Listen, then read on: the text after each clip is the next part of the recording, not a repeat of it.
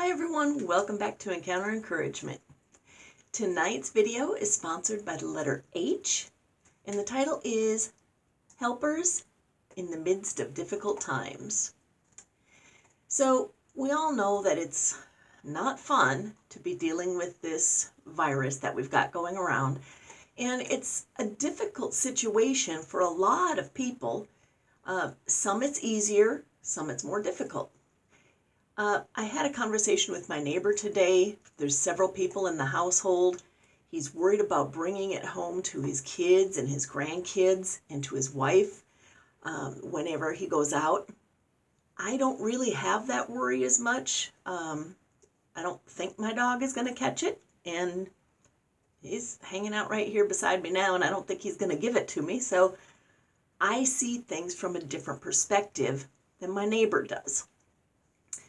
With that in mind, there was a phrase that came from, I believe it was Mr. Rogers, and I don't know the beginning of it perfectly, but it had something to do with whenever there's a difficult situation, or when you're in the middle of a crisis, or when, a group of people is going through a tough time.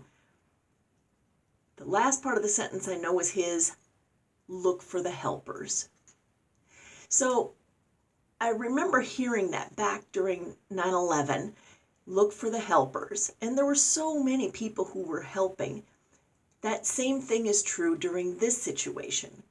Look for the helpers, because when you find that people are out there actually helping and you start to look for them, it turns your focus away from all the negative that goes on in your head. Because I know in my head sometimes I get kind of negative. We all have the tendency to see the worst, look for the worst, and then hope for the best. But we sometimes forget to hope for the best. So we're just constantly dredging up the worst over and over and over again. So by looking for the helpers, it changes our focus on seeing the good in the situation. So in this case, I think that we see all the healthcare workers, and we see all the people that are considered essential workers. Okay, we see that. But what we don't sometimes see is a neighbor saying, hey, is there anything I can get for you? I'm going to the store. I know that you don't like to get out too much, so can I get something for you while I'm out at the store? Or, something along that line. Let me take your car and fill it up for gas. Or, here, I can make some masks for you for when you do have to go out. Just different random little things. Giving a phone call to somebody that lives alone or is elderly, or, maybe their loved one is in the hospital and now they have to be alone whether they like it or not. They're unable to get there, unable to go there intentionally, they're unable to. And so maybe giving them a phone call or giving them a ride if they are able to go. Different things like that can be very, very helpful to those who are maybe a little more in need than you are. I know I've offered, so far nobody's taken me up on any of it, but I've offered to help different people in my life with groceries or whatever that they needed. And so far, they haven't taken me up. I could bring meals or whatever.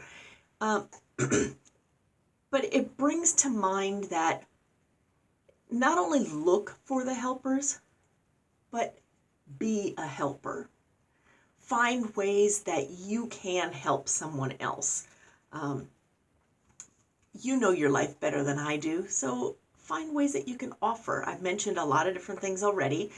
And then I think about the fact that in the Bible, Jesus said, I did not come to be served, but to serve. So we know that was his mentality. His mentality was to help others.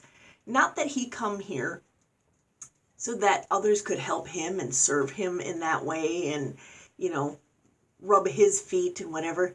He came and washed the feet of the disciples. He didn't wait for them to do it to him. He did it for them. And that's what we need to be doing in a time like this. We need to be looking for who we can help. And we always need to be looking forward to finding the helpers, because again, that changes our attitude, it changes our focus, it turns us into looking for the good things, and it gives us an attitude of gratitude.